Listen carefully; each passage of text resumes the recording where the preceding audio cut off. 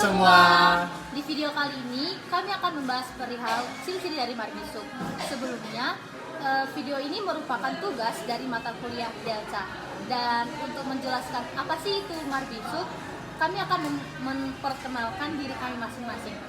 Perkenalkan, nama saya Christian Teofani Napitupulu dari Prodi Sarjana Informatika dengan NIM 11S22011. Perkenalkan, nama saya Gabriela Patricia Siagian dari S1 Teknik Bioproses dengan NIM 31F22008. Dengan saya pribadi, Stefani Kezia dari Prodi Teknik Bioproses dengan NIM 31S22026. Perkenalkan, nama saya Lira Farina Zahra dari Prodi Teknik Bioproses dengan NIM 31S2200023. Perkenalkan, nama saya Vulkan Sodopanasta Butar-Butar dari Prodi Teknik Elektro dengan NIM 14S22034. Baik, selesai untuk perkenalan. Dan di video selanjutnya kami akan menjelaskan tentang Marbisub. Baik, di video kali ini saya pribadi atas nama Stefani Kezia akan menjelaskan kepada teman-teman sekalian beserta juga teman-teman dari kelompok CGVLS yang dimana kelompok ini akan membahas tentang berakal budi, tangguh, dan juga inovatif. Baik, di video kali ini juga saya akan mengenalkan kembali kepada teman-teman siapa-siapa saja anggota dari kelompok CGVLS. Yang pertama ialah Christian dengan NIM 11S22011 dari Prodi Informatika. Yang kedua, ada Gabriele Patricia Siagian dengan NIM 31S22008 dari Prodi Teknik Bioproses. Dengan saya pribadi, Stefani Kezia 31S22026 dari Prodi Teknik Bioproses.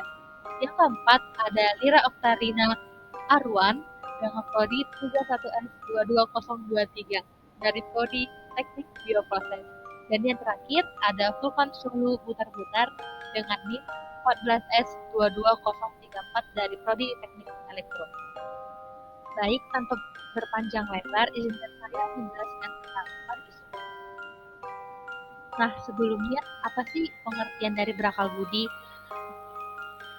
Berakal budi merupakan sebuah upaya seseorang untuk lebih mendalam lagi dan meluas apa yang akan dipelajarinya dan juga bagaimana cara berpikirnya untuk menunjukkan kesetiaan, kepedulian, dan penghargaan terhadap pengetahuan. Baik, selanjutnya di sini saya akan menjelaskan tentang perilaku umum dari sikap berakal budi. Perilaku umum yang pertama adalah keinginan untuk memiliki dan mencari pemahaman yang lebih baik terhadap rahasia alam ataupun peristiwa sosial.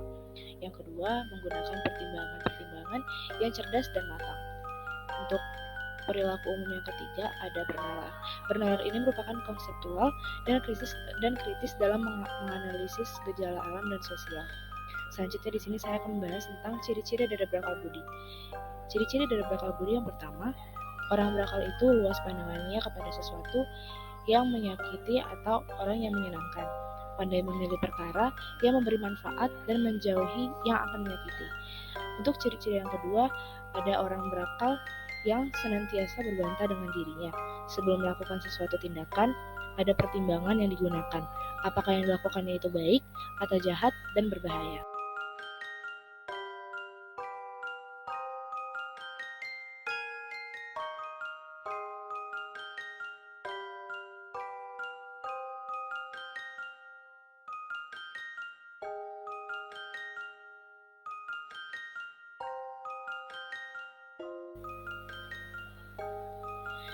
Inovatif. Apa itu inovatif?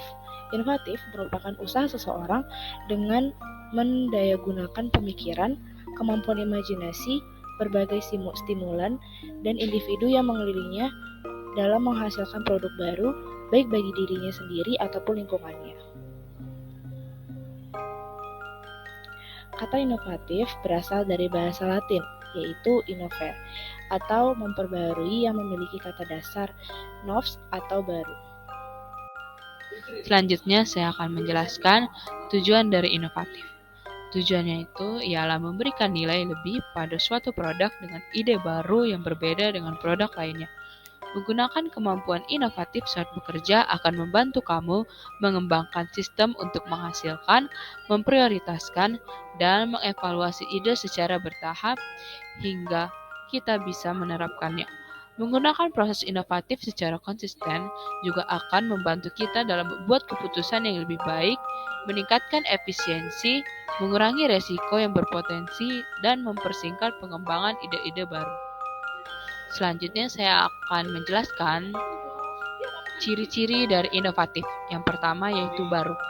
Seseorang yang berpikir secara inovatif akan menemukan secara baru untuk mengekspresikan ide-idenya.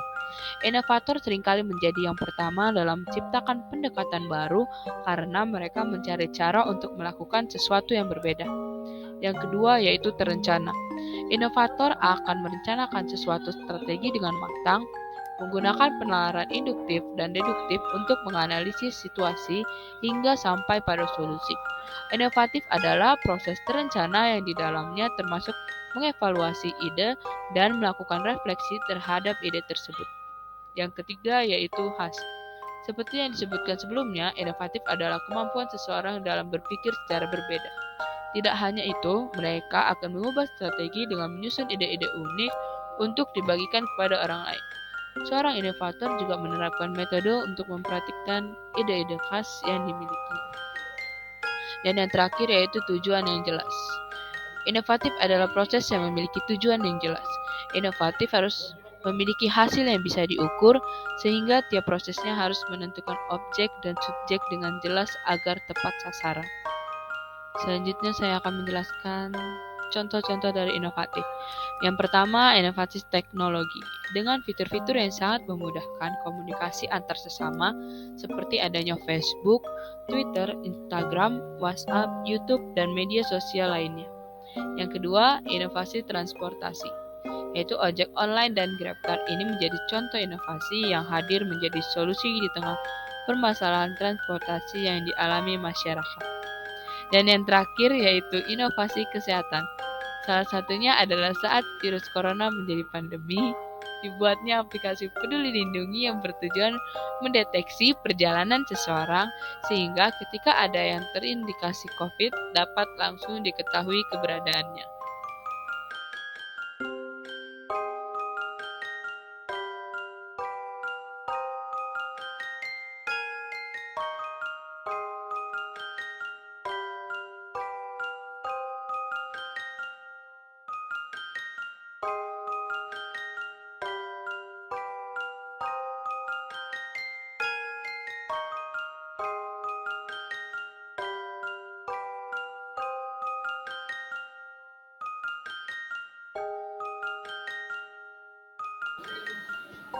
Berikut cara-cara membiasakan diri bersifat inovatif.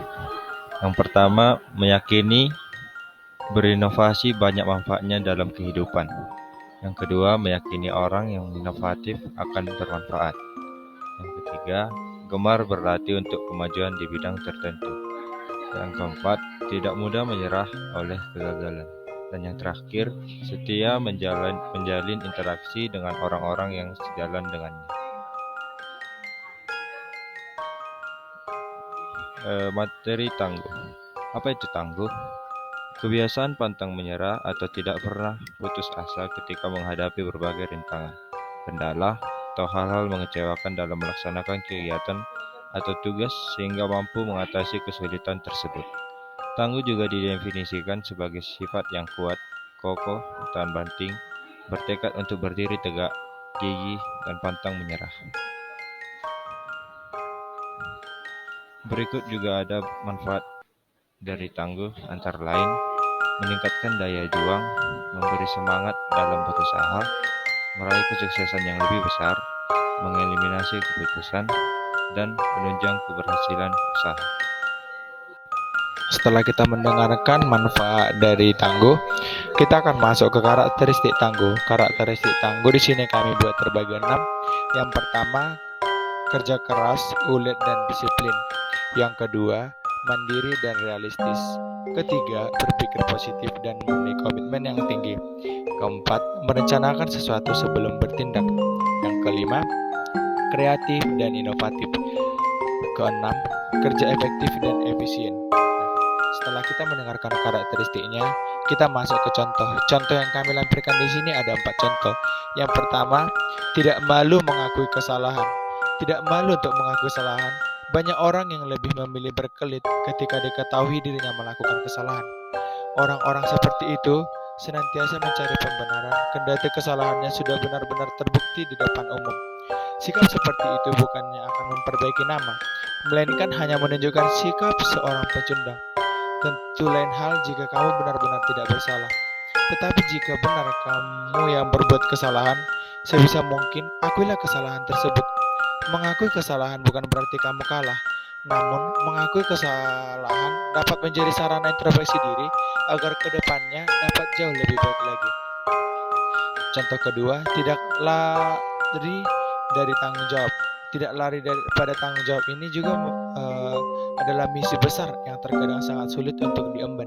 Terkadang ada saja satu titik di mana kita merasa lelah terhadap tanggung jawab yang diberikan kepada kita, sehingga kita sempat terpikirkan untuk meninggalkan tanggung jawab tersebut. Akan tetapi, lari dari tanggung jawab bukannya bentuk penyelesaian masalah. Hal tersebut hanya membuatmu nampak seperti orang yang tidak tangguh. Seberat apapun tanggung jawab yang diberikan, sebisa mungkin janganlah lari jika menemui masalah di dalamnya. Yang ketiga, percaya pada proses sekalipun hal tersebut sulit.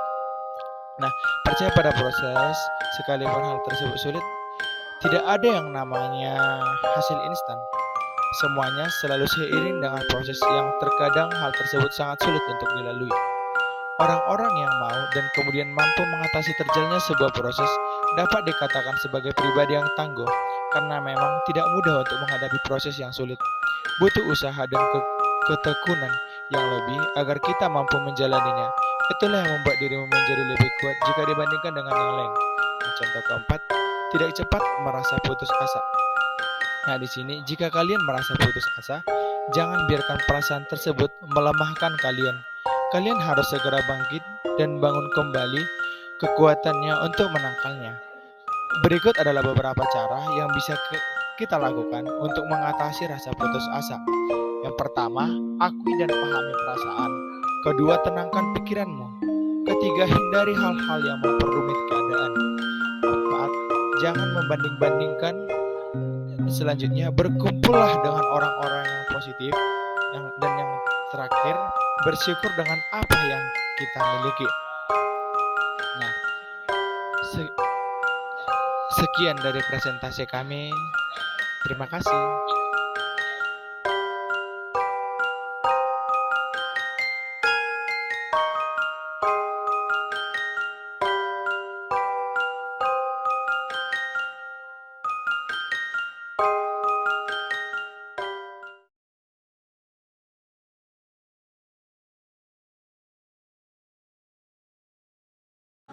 Baik, sekian video penjelasan tentang Markisuk dari kelompok kami.